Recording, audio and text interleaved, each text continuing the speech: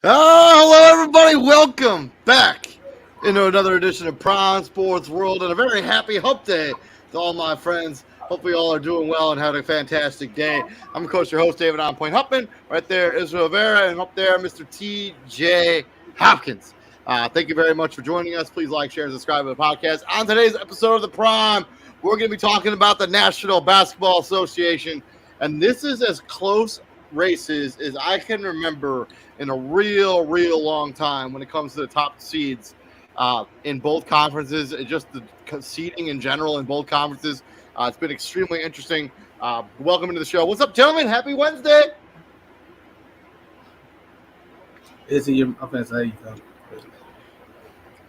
I'm back, baby. Happy Wednesday, guys. Happy Hump Day. Let's just get right into it. Always at any one time. Let's talk about the nitty gritty as things are getting interesting in both the Western and Eastern conferences. So let's start off in the West. Three teams going for that top seed in the Western Conference. Minnesota, Denver, Oklahoma City, who now trail by 1 game with 3 left.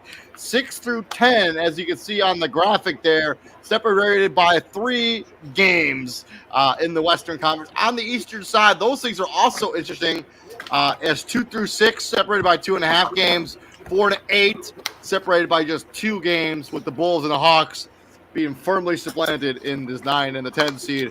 And after what I saw out of the Chicago Bulls last night, they shouldn't even be allowed to make the playoffs. Somebody's got a lot of background noise, and I'm not sure who it is. I think it's TJ because it ain't me. Welcome into the show. Let's talk about the 1 seed in the Western Conference. Who do we think ends up with that seed, and who needs it more, really? The 1 seed in the West. 1 seed in the West. I think Denver don't care where they go. Either the 1 or the 2. I think Minnesota. I don't like what I've seen out of. I don't like what I've seen out of the Lakers. I think Minnesota's in trouble regardless. It's the Oklahoma City Thunder. They are the youngest team of these 3 that we're just kind of having a conversation about. Too. TJ, you want to weigh in? The only team that's not in trouble of getting upset in the first round is the Denver Nuggets.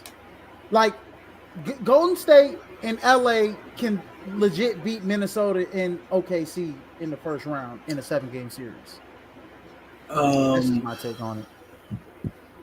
I just don't have faith in I don't Lakers or Golden State. I don't have faith in any of them beating the top 3 seeds. I just don't. Minnesota can literally just play. Minnesota can literally just say, "Hey, I'm bigger than you," and that'll be all she wrote. Minnesota in 5, like that is.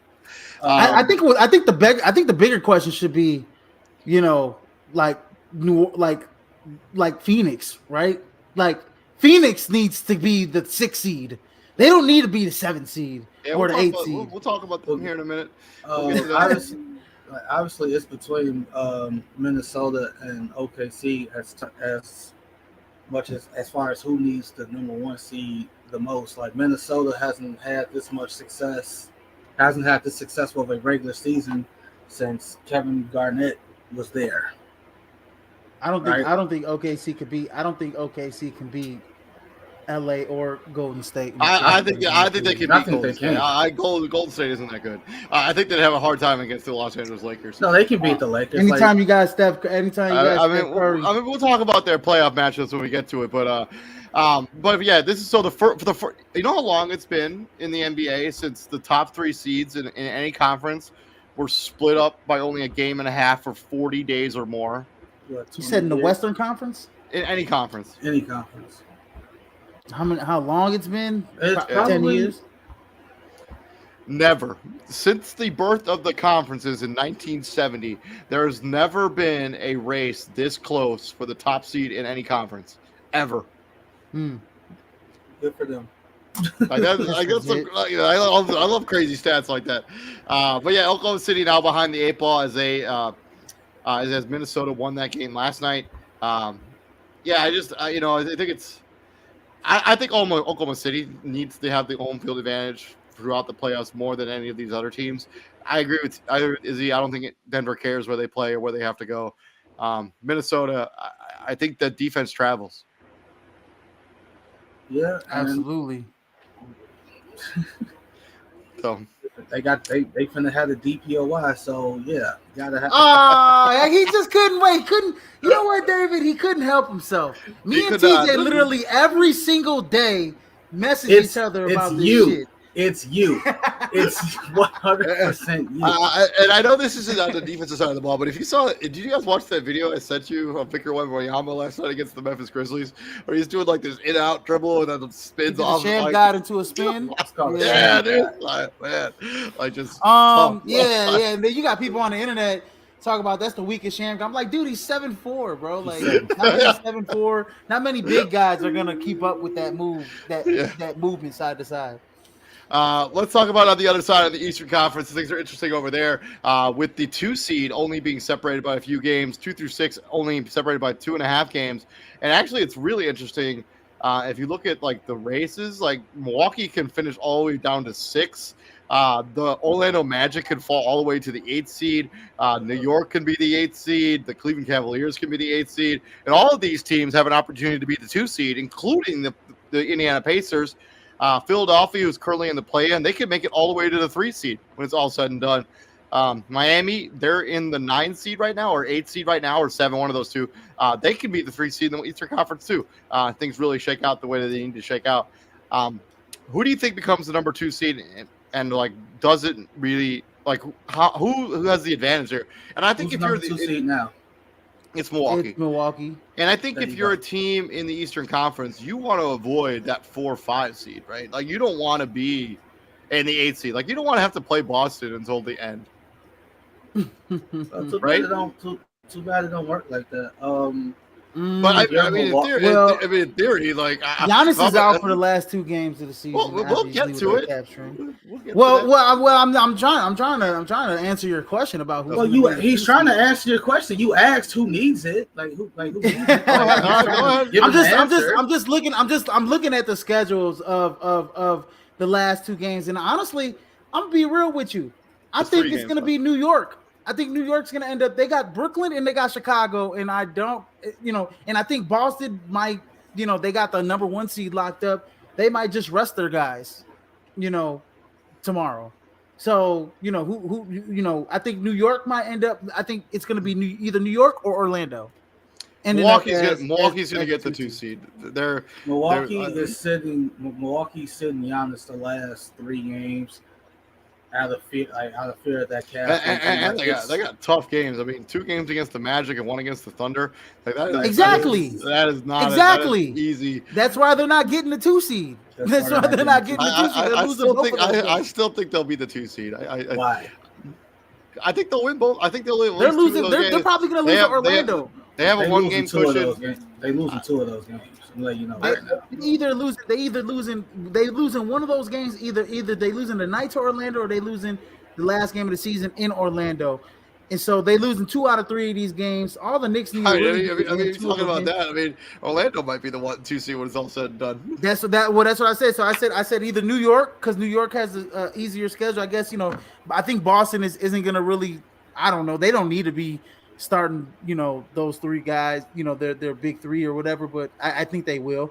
But I think it's got to be either New York or Orlando that's going to end up as the 2 seed. I think Milwaukee is the end of their season was into when they did that mid-season change with the coach, with Adrian Griffin and Doc Rivers. I mean, nothing clicked even with Doc. They've gotten worse. They got worse. Yeah. And so now with Giannis being out, I kind of fear that Giannis isn't. I kind of fear that Giannis. I really honestly, because look what happened to KD when he had the calf strain. Calf strains end up turning into torn or end up turning into ruptured Achilles injuries. Yeah. And so Giannis trying to rush back to the playoffs. I don't think he'll be ready for the first round. Well, I think the only saving grace for Milwaukee of all the teams that we talked about, they're the only one have no opportunity to make the play-in. Like, the lowest that they can fall is into the 6th spot. So, like, they still would be avoiding. They would still get to avoid Boston if they make it out of the first round. They would still, have quote unquote an advantage. I mean, if they play Orlando, if Orlando ends up becoming the 3 seed, I think Milwaukee would be the favorite in that series. They play Cleveland and Atlanta to end the season. No, because like we saw this with Miami, like. Injured Giannis does not work in your favor. Yeah, but I mean, he's going to have. But nothing. He's injured. The playoffs don't start till next Sunday. He's going to have over a week to rehab this. And so, I mean, the Warriors thought the same. The Warriors thought the same thing with Kevin Durant. And what happened? Yeah, we'll see. I think because the injury looked terrible when it first happened. Miami right now ain't doing themselves a favor losing by 22 to Dallas right now. So it's not a good sign that when Giannis went down, everybody's initial thought was what? Achilles. I mean, it looked like an Achilles tear. I mean, it looked like an Achilles tear. It looked like an Achilles tear. Yeah, for real, dude. Like no Bad. contact, you just went down like you thought for And sure. if And I'm I'm gonna be real with you. I'm gonna be real with you. He suffers an Achilles tear. His game is like he doesn't have an outside game. he doesn't Yeah, So he'll have be an a, outside game. it's he'll gonna be in be his trouble. game is predicated on power. It's gonna He be doesn't it's have an gonna be a outside game. very He barely has an inside game. His game, his whole it's game gonna is built be on athleticism. he tears an Achilles. It his points per his Yeah, I contribution. think. So swinging from the 2 seed, let's talk about the play-in scenarios on both sides. Obviously, we got New Orleans Pelicans who are a game up on the New Orleans Phoenix Suns right now. They're also 2 games up on the Sacramento Kings. Who do you think of like the possible scenarios for the play-in? Who do you think the final 4 teams are in the play-in on both sides? On the East, who do you think? Like obviously the Bulls and the Hawks are already locked into their spots. Who will be the final 2 teams in the play-in in the East? For the East, I think it's gonna go Bulls, Hawks, Philly, and I'm gonna go with Indiana. No, I'm gonna go with Cleveland as a play-in for the East. I think it's gonna be Miami and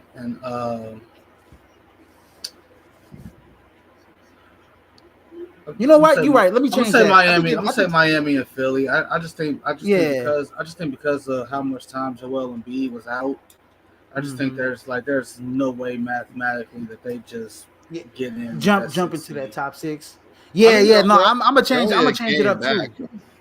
Yeah, I'm gonna change it up too because Cleveland and Indiana are already 2 games ahead of them, and so they're already losing by 20 right now. And then they play Toronto back to back, which could be 2 wins back to back, but they got a lot of other things have to happen for them to get out the play. And so the Sixers are the only team in the NBA left with only 2 games remaining.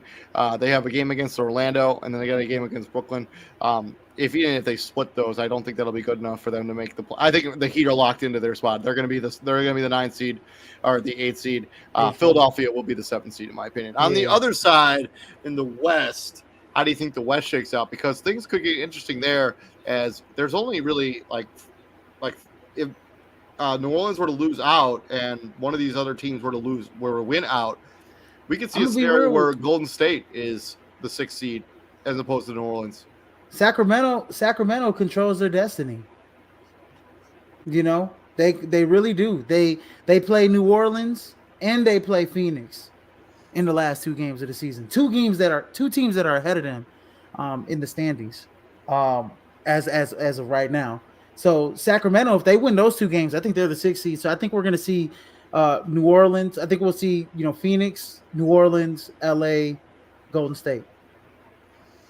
I think the Phoenix Suns make it out of. I think they end up being the 6th seed. I'll go New Orleans, Sacramento, LA, Golden State.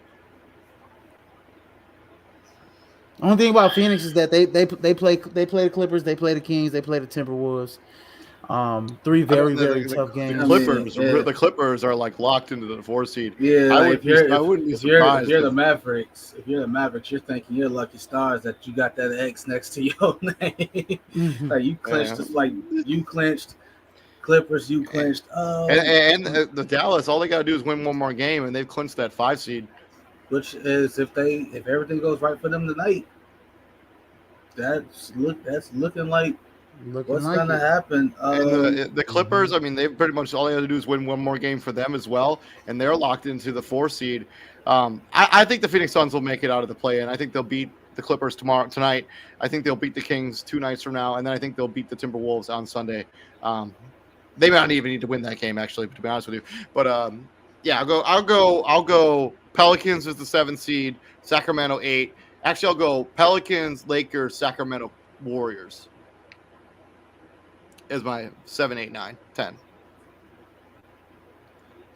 Seeing how they lost, they got the Lakers got 2 games left too. It's the Grizzlies and the Pelicans, and that last game of the season where you normally sit certain players, neither team can really afford to do that. Mm-hmm.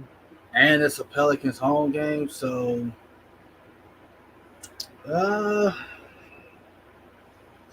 honestly, I think it depends on what happens with Phoenix tonight. If Phoenix loses tonight, then I think that's what the four play-in teams are. That's what it's going to stay.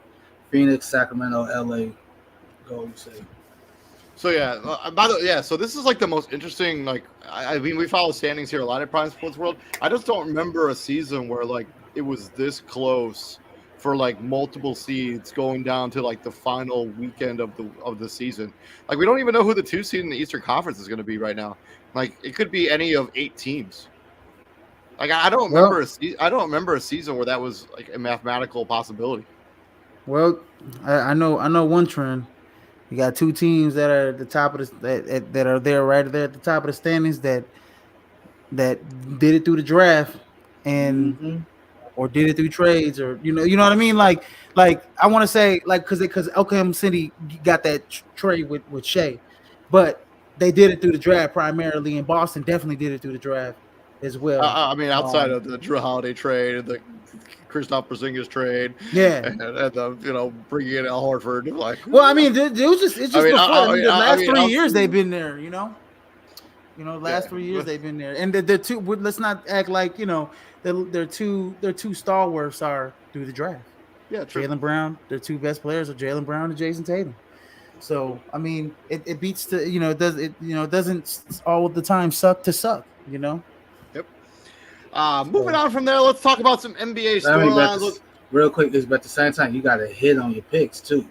That too, yeah. I mean, look at like Atlanta. Look at the Kings. Like it took the Kings like 12 years to get right. We should be talking about Tyreek Evans being, something. Right now, moving on, let's swinging into some NBA storylines that we haven't been able to cover because we haven't had a crossover episode here in a couple weeks. Let's talk about Joel Embiid. Came back, has been relatively healthy for them. Has been on a 7-minute restriction for the Philadelphia 76ers part. He returns. They win on their first game over the Oklahoma City Thunder, who were playing good basketball at the time. And he hurt his knee again. Yeah, I mean, Joel Embiid's back. Was back in this game. He hurt his knee again. Oh, did he? Yeah. The game, it was the other night. That's why he didn't play against the Spurs the other night, because he hurt his knee again. Well, nothing or everything when it comes to Joel Embiid and his health, I guess. Well, I'm gonna say it's everything, TJ and David, because they really like if they become the 7 seed, they'll give Milwaukee, especially if Milwaukee or New York or Orlando, they'll give them some troubles. Like Tyrese Maxey. Albeit, I mean, it was against the Spurs. I mean, he scored 50 plus points the other night, and then put that in with Joel Embiid. I mean, that's a dynamic duo. So it's everything to have him back healthy right now for the playoffs. So I mean, he played last night, so I would imagine he's going to be like he played last night against Detroit, put up 37, 8, and 11. Of course, anything involving Joel Embiid with the NBA in general is everything. Like, he's one of the faces of the league. He's the reigning MVP, all that good stuff. The whole notion of if he's there, they can give somebody some go in the first round. They can, but they can't. They can, but they can't. Like, I don't care who they match up against in that first round. It's likely they're going home. Like, yeah, you got Superman, but dude, he's fucking exhausted. Like, you can't. I mean, he's played 4 games in the last 2 months.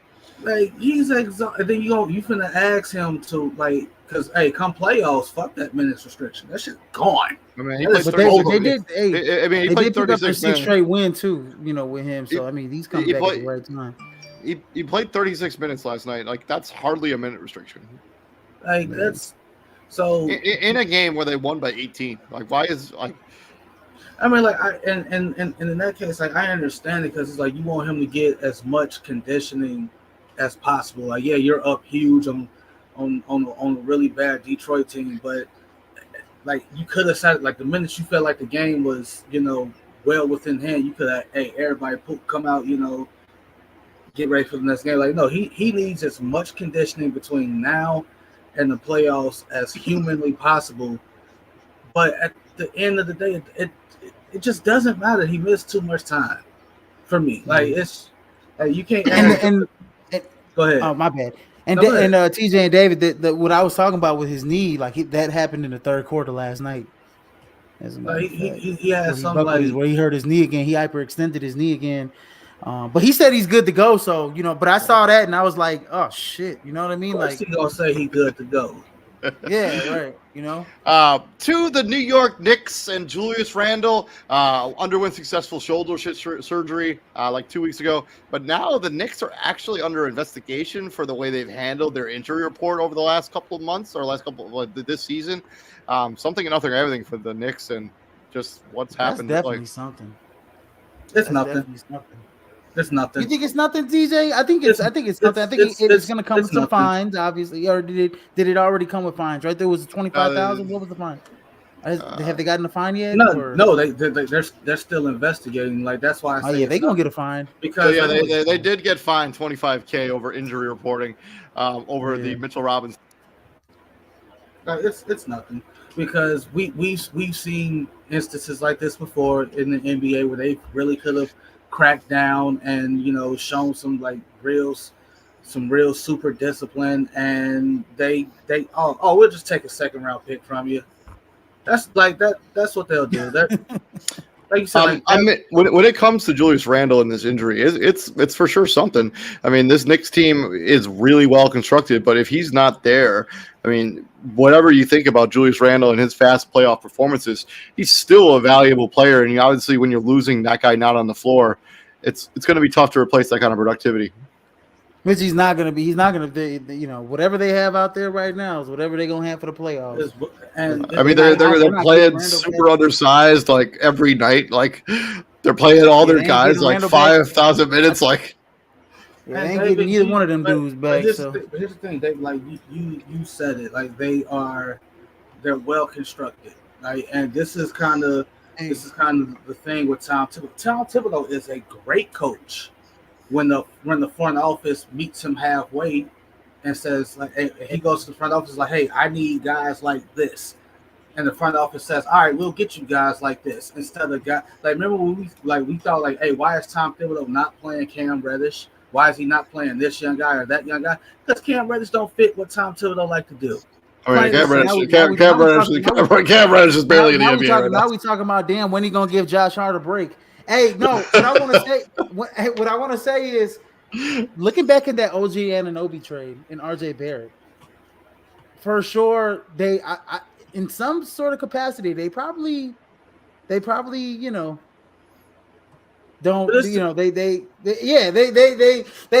wish they probably had RJ Barrett right now. No, they don't. Availability is the best ability, my man. And right now, RJ Barrett could help them win games. No, he can't. He's been on the roster. He can't. He can't. No, he can't. He can't help the Toronto Raptors win games. What makes you think he can help another team win games? He's out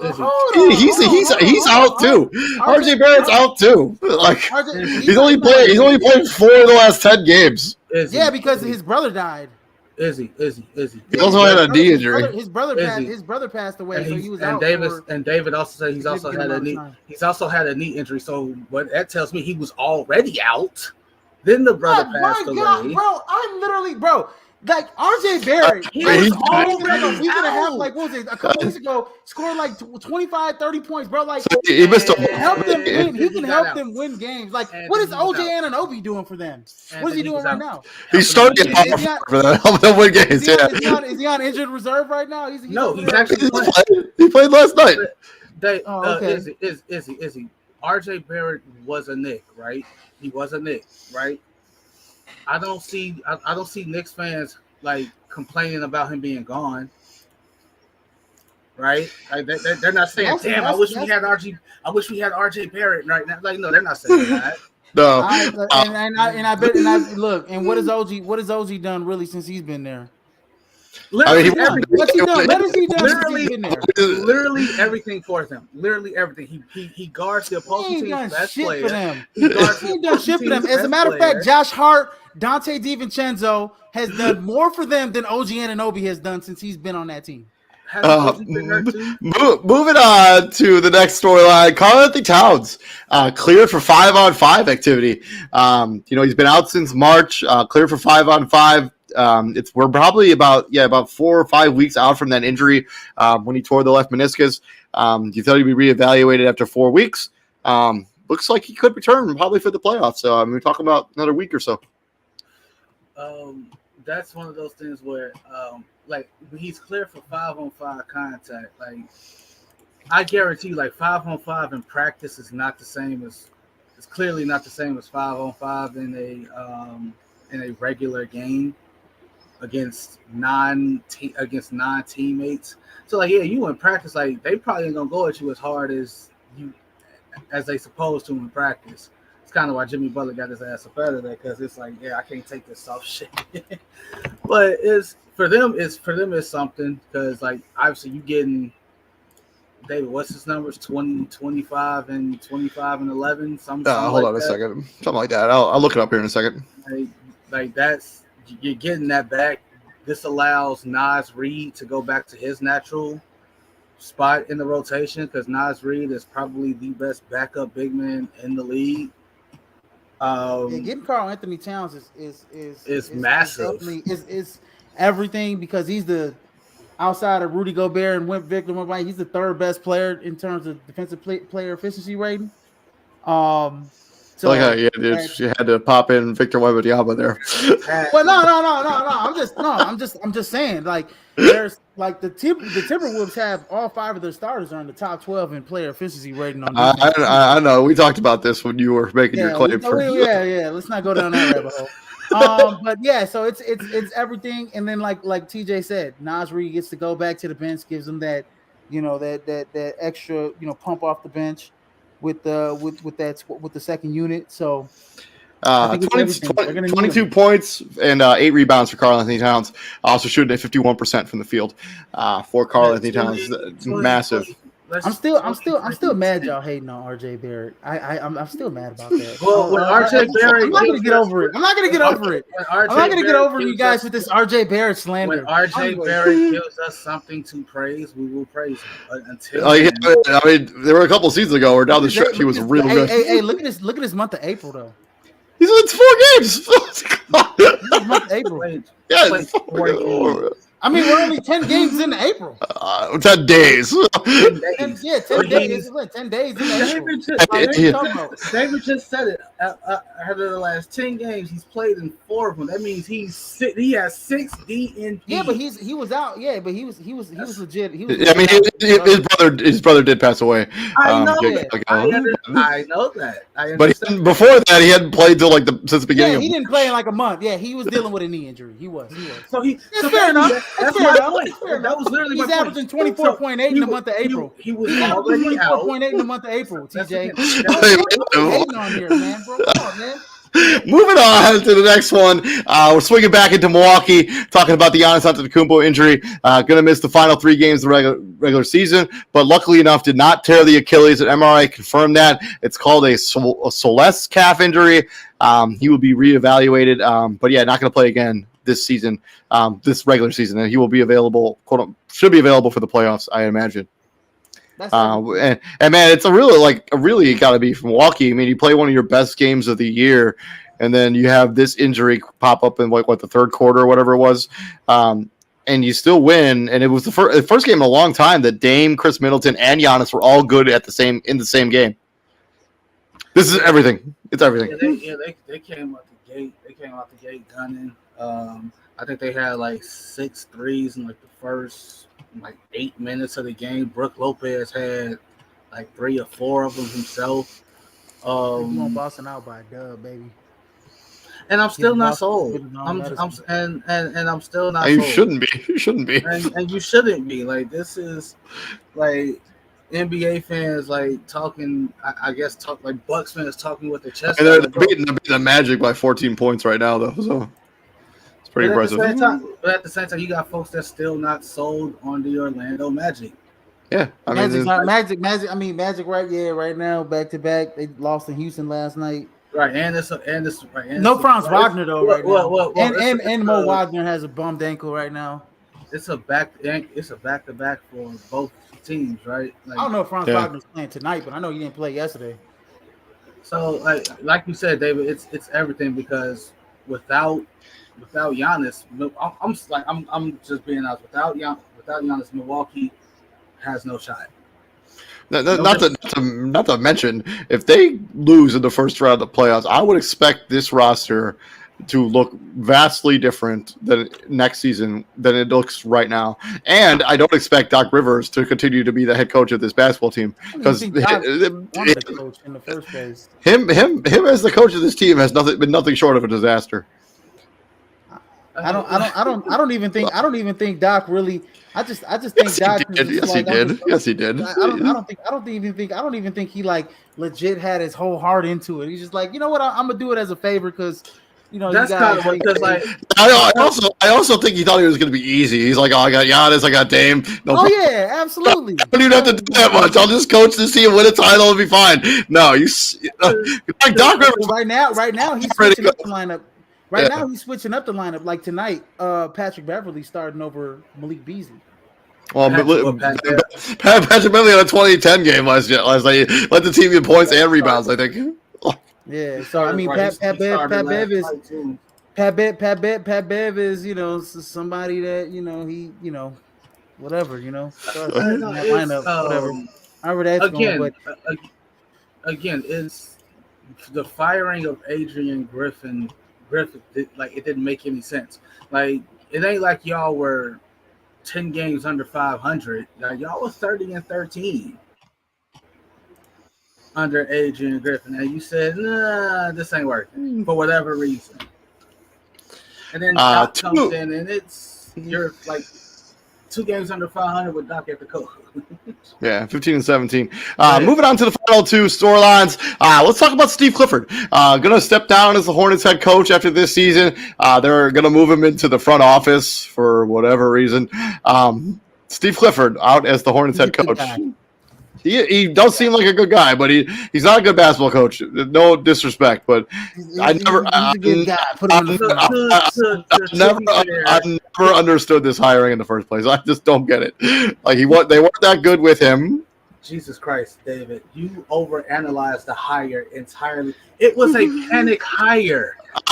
You could have understand that. You could have panic hired somebody else. I mean, come on. Do you not understand that? Like you're like, I never understood the hire. Like bro, the guy they originally wanted and made plans for backed out on them, and then it's like now we got to scramble to hire. Like you said, they could have panic hired anyone else. Who? I don't have a list of names. I don't have. Yeah, Kenny Atkinson was supposed to be the guy. He backed out. No, because you keep saying that they could have. I don't have a list of head coaches that they could have hired right in front of me. Just stop saying that. Literally, just stop saying that. Oh, okay. If you can't give me a name off the top of the dome, talk about they could have hired anyone else, then stop saying they could have hired anyone else. They rushed to the hire. I do think that this Hornets roster is interesting moving forward. With Brandon Miller's had a fantastic rookie season. LaMelo Ball, who's spent a lot of time banged up. Actually, I think he's missed almost as much time as Ben Simmons has played over the last 2 seasons, which is not a good statistic at all. He hasn't played a full season since he's gotten into the league. Yeah, but the rumors. What is the rumor around the top assistant for LA for the Clippers is Jay Larranaga, right? And so he's or one of the top assistants. No, the top rumor right now is the Sacramento Kings G League head coach. Yeah, I saw that they invited they got permission to interview him. It's a woman. It's a woman. It's a woman. Oh shit, son. But whatever. First off, like let's be fair to Steve Clifford. We ain't finna sit like David said he's not a good coach. We ain't finna sit here and act like his teams have been trash. Like he has been getting. Okay, yeah, sure. I don't. Lindsay. The Hornets were in the play in the last couple years, though, right? Yeah, come on, please. I'm just saying they were in the play in the last couple years. He was not the head coach of those teams. He wasn't the head coach.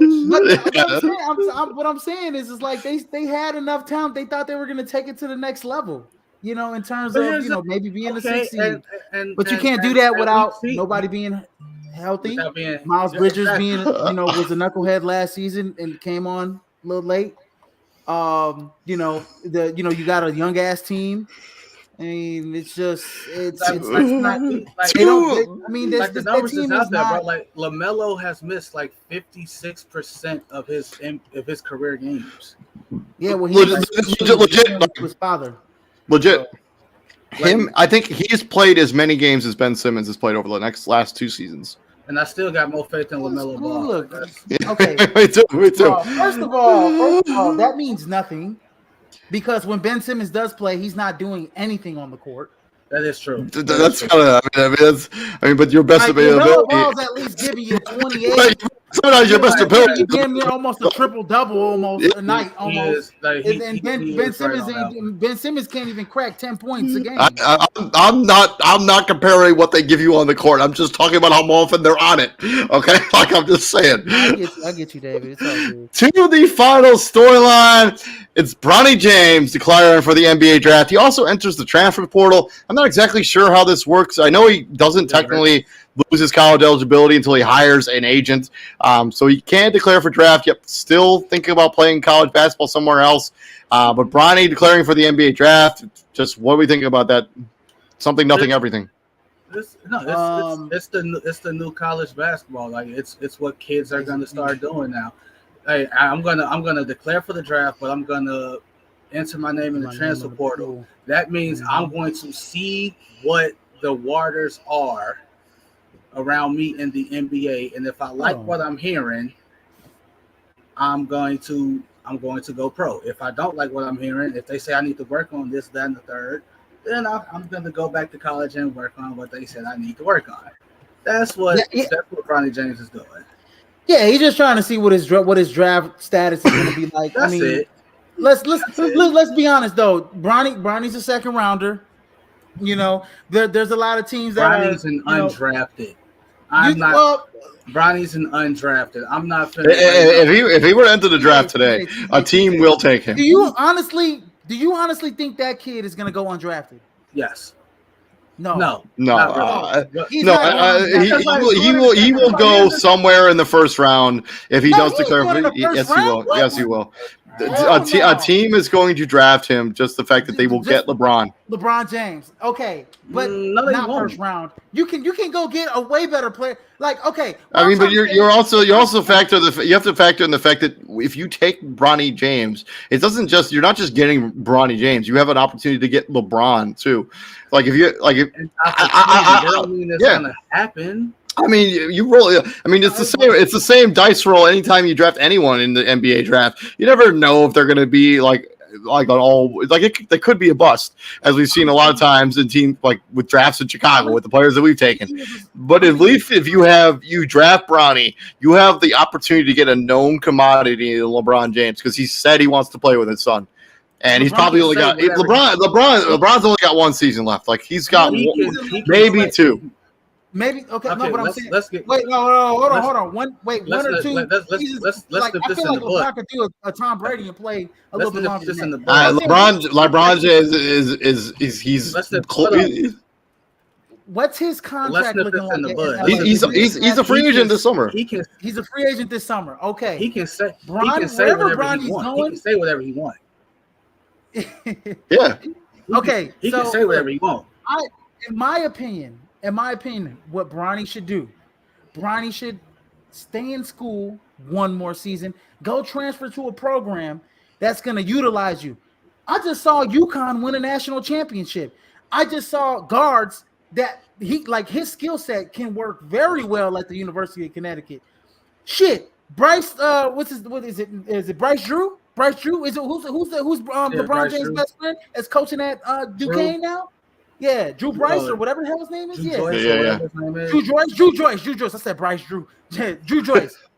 Bryce Drew's he's the coach of whatever. Duquesne. He's the assistant at Duquesne. Yeah, Drew Joyce he's the head coach of Duquesne now.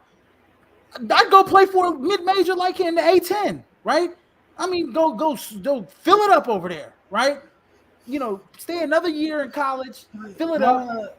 I don't think rushing to the NBA is something that he needs to do. You know what I mean? I don't feel like he needs to do that because he's gonna eventually. I mean, I feel like getting more reps at the collegiate level will help him out at the professional level. You know what I mean? As opposed to he's gonna go to a team. Yeah, LeBron's gonna come to the team. He's gonna make sure my son's playing. I'm gonna tell you right now. We're not that far removed from when he had a cardiac arrest. We don't know how that really impacted his season in USC. Yeah, I mean, it could have been. It could have been completely like. We do know how. Another thing is I think honestly I'm gonna be real, and it's like my crazy opinion. I mean, it's I feel like LeBron is like negatively impacting his son's basketball career right now. There's why he playing at USC to stay home. So I want to see you son to play yada yada yada. When he should have went to Ohio State or Michigan State or somebody else that were going to utilize. Yeah, I mean it's not like LeBron doesn't have a private jet. He could just fly it but he's right there in LA. At USC. So it's just like I feel like Bronny could have went somewhere else because at USC you had Isaiah Collier, you had Boogie Ellis. You know what I mean? You had guards there. I mean, all of those guys' draft stock took a major hit for how poor USC was this year. So check it. Juju Watkins was the best. So we do know how the cardiac thing affected Bronny's season because look at the season he had. He didn't go into USC thinking, hey, I'm just gonna average 4 points a game, 2-3 assists a game, and we finna go 8 and 25. No, he did not. No.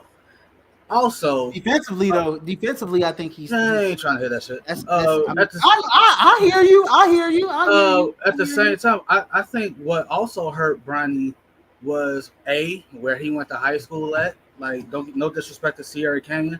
But the fact that he went on such a stacked team, he wasn't allowed to shine how we expected him to. He should have went to a school like how people always compare that Lonzo Chino Hills team to the prep schools, the Mount Ver. You want to know why? Local school, nah. You want to know why that Chino Hills team is so revered. It's because Izzy said it. That's a local school. They didn't recruit nobody. That's Chino Hills is a public high school. You have three guys that are playing in the NBA right now. Whoa, right? Come on, Lonzo's not playing right now, but but the fact is, he's there. He's in the league. You can't. Yeah, he's in the league. Yeah, I mean, Lonzo should be coming back next year. You can't take that away from him. So what hurt Bronny is he should because think about the people that he went to high school with. Scottie Pippen Jr. He's better. He's better than Bronny. That team is who's the kid from UCLA that was on this team too? That team, Amari Bailey. Amari Bailey. That team it's not like it's not like LeBron was gonna be like, hey son, you going to Dominguez. But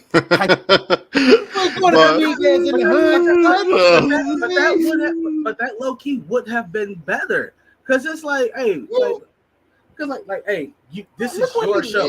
Bro, he's a freaking billionaire son, dude. And I understand it, but at the same time, if you I'm gonna be honest. So far, Bronny's basketball decisions have not put him in the best place to be successful. And I'm telling you right now, whoever drafts Bronny, if they draft him and they get LeBron, I'm telling you right now, your championships, forget about it. I think if LeBron were to make that decision to just go wherever his son ends up, he's basically saying, "Hey, I'm done winning titles. I'm having one season where I'm going to enjoy basketball, and I'm not worried about winning the titles. He will be punting." He's on the phone. Not to mention, LeBron James doesn't have to prove nothing else to anyone else. He doesn't have to win another title to prove that he deserves to. He brought a championship to Cleveland. Come on, bro. Yeah. Come on, bro. He brought a championship to Cleveland. To the GOAT Talk. We're still doing the NCAA edition as college basketball just wrapped up on Monday, a couple days ago, as the UConn Huskies won the Natty over the Purdue Boilermakers and Zach Edey. Izzy, NCAA edition GOAT Talk. You got the players for us? I do have the players for you guys. And in honor of Zach Edey winning the Naismith College Player of the Year, I got two guys on this GOAT Talk that are Naismith College Players of the Year. So my first guy, do I need to say the school? Need to say the school? you gotta say because so like how I did it last time is like usually y'all guessed the player, but because it was a college edition, I just said the player, where they went to school, and like the accolades that they won, and then we picked from there. Okay. Well, number one. Well, I'll do it like that then. I'll go. You know what? Actually, you guys could guess. Fuck it. Okay. All right. First guy, UNC. Okay. Psycho T.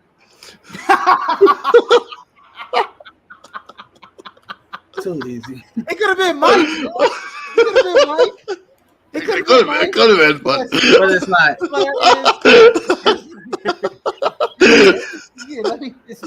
Why was that the first? Why was that the first player that came to your mind? Because as soon as you mentioned that, he was like, I saw a meme earlier on the internet when they're talking about Psycho T and his like comparison to his stat lines as like Zach Edey, like their college careers outside of the natty for Tyler Hansbrough. Psycho T was an NCAA champion in 2009, National College Player of the Year in 2008, 3-time All-American from 2007 to 2009, second team All-American. So he's a 4-time All-American in college, ACC Player of the Year, 4-time first team ACC, All ACC, ACC Rookie of the Year.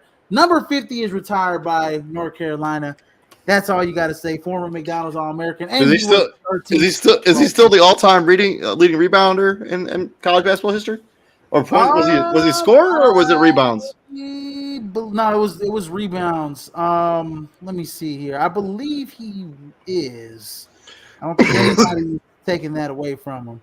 He's the first player in ACC history to whatever. I read those off. Yeah. He had 2,872 points, a school record, 1,200 rebounds, and 900, and with the NCAA record of 982 made free throws. So that's he was living at the free throws. He was living at the line. He was a bulldog, man. And he he broke Georgia Tech's Dickie Hemrick's NCAA record that was set in 1955 with the free throws. So anyway, 1955. Man, you break records since 1955. That is since 1955. Yeah, that was like a lot of. It was in 2009. He made his 906th career free throw. Like forget the NCAA as a whole. Like, do you know the amount of star power that has come in through North Carolina since 1955? Like, bro, when he went to the pros, he had the most points in college basketball history. He also had a school record for rebounds, and he had an NCAA record for made free throws. Yeah. Who's second player? Psycho T. Second guy, Duke. Nope. Yeah, you thought you had one. champion in 2001. Final Four outstanding player in 2001. College Player of the Year 2001. Huh? It's not Jay Will? Nope. Ooh. First team All-American. Shane Battier. Yes, Shane Battier. Two-time NBA champion Shane Battier. He was a 6th overall pick in 2000. Okay, so we also got to preface this like when we do like NCAA editions, like we are literally just comparing their college careers. Like, so what Battier did in the pros versus what Hansbrough did in the pros is completely irrelevant to this conversation. Well, that's a good thing for Tyler Hansbrough in this particular conversation, because the NBA careers are not close. No, they're not. So the NBA careers are not close at all. Shane Battier is second behind John Shire in the record book for minutes played in a single season for Duke. He had 36 double-figure scoring games in a single season. That's tied for 5th most in Duke history with Shire, Jason Williams, and J.J. Redick. Battier also held the unofficial record among one in career with 131 games. One in his career. So Shane Battier was a winner. was a sharpshooter. He was a hell of a player too for that 2001 national championship team. Yeah, what's there like a weird stat like where Shane? Give me some numbers. Give me some like what? I mean, wasn't there like a weird statistic like where Shane Battier had like the highest IQ of any player in the NBA at one point? Numbers. That wouldn't surprise me, David. That wouldn't surprise me. Like Shane Battier is a smart human being. Like he was like his career. Tyler Hambro averaged in his career 20.2 points per game, 8.6 rebounds, 1 assist per game, and I think he shot 53% from the field. Barely shot any free throws. And then let me look at Shane Battier's college stats here. So it's the Wikipedia has like all of Shane or Psycho T's like college stats. He does not have that for Shane Battier.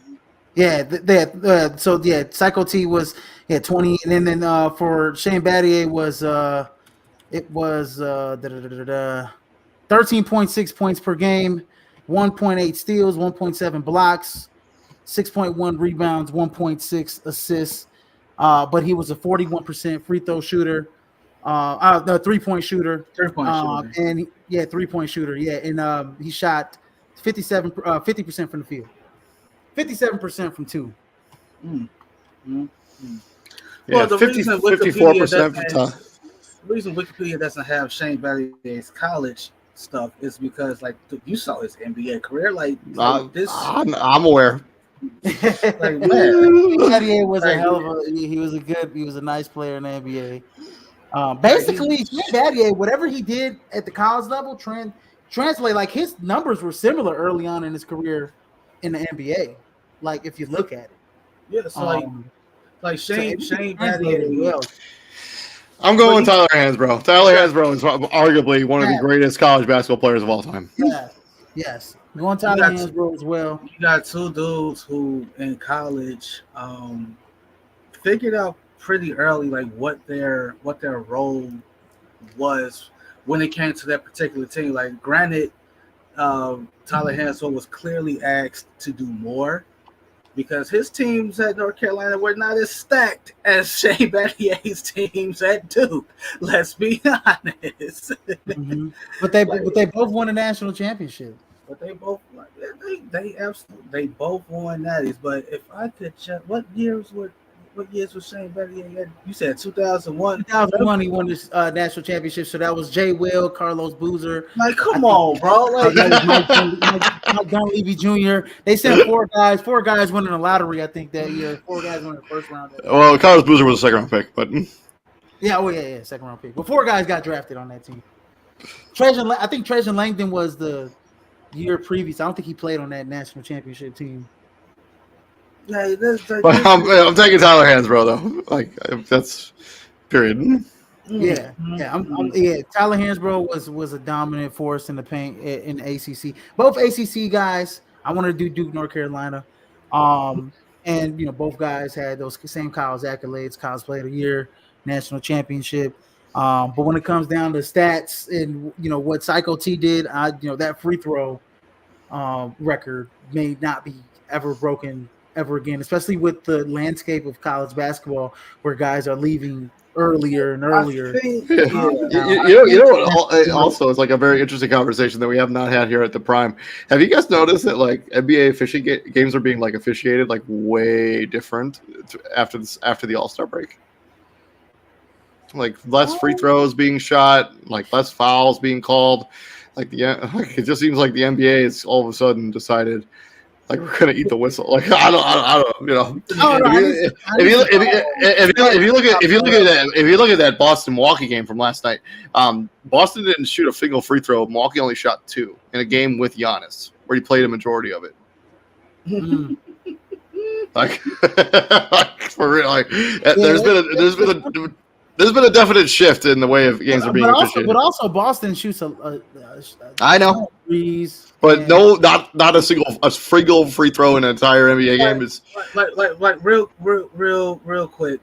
Just like 2 things. All right, so that North Carolina team. I mean, North Carolina, that Duke team that won the Natty. Like we already named some of the guys like Battier, Boozer, Chris Duhon, Mike. Yeah, Chris Duhon as well. Mike Dunleavy, Dahante Jones.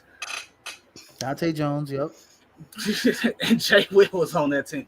I think the deciding factor for this is Tyler Hansbrough won ACC Player of the Year as a freshman. Like Shane Battier was most giving Greg Oden buckets at one point on ESPN. Well, no, he gave no. Like I remember Psycho T and Greg Oden had a national televised game in high school, like their senior years, because they came out the same class. I think, if I'm not mistaken, it was Psycho T versus Mike Conley and Greg Oden, because they played for Lawrence. Yeah, Psycho T was giving Greg Oden some buckets. So Psycho T was a hell of a prep player, a hell of a college player. Like a lot of them, that free throw record is not going to be broken for another 50, maybe. Yeah, like never. Never. A lot of them have the same, like they both have the same accolades. Like Hansbrough's number is retired by North Carolina. Battier's number is retired by Duke. They both have Player of the Year next to their name. They both have All-Americans next to their name. Here's the difference. In 2001, Shane Battier was co-ACC Player of the Year. Hansbrough won his outright. I'm not sharing this with anybody. This is but yeah, thank you very much for joining us here at Prime Sports World. That's been our down the stretch conversation. Talk about the standings as we get down to the end here. Dave, yes. You want to know something else? So the Spurs are losing like 80-45 to the Thunder. Young's not playing. Hey, so I'm glad you said that. He's not playing. You want to know what? You want to know the only difference? Even if he was playing, they still lose. So yeah. He's not playing at all. But yeah, thank you very much for joining us here at Prime Sports World. We're going to swing back into the NFL content tomorrow. Talk about some rule changes in the league that you kind of need to know about tomorrow, as we've still not done that show. So thank you very much for checking us out. David Huppin, Israel Vera, TJ Hopkins, gentlemen. What do we do here at the Prime, my friends? 20 wins does not get you DPOY. 20 wins does not. We'll be back.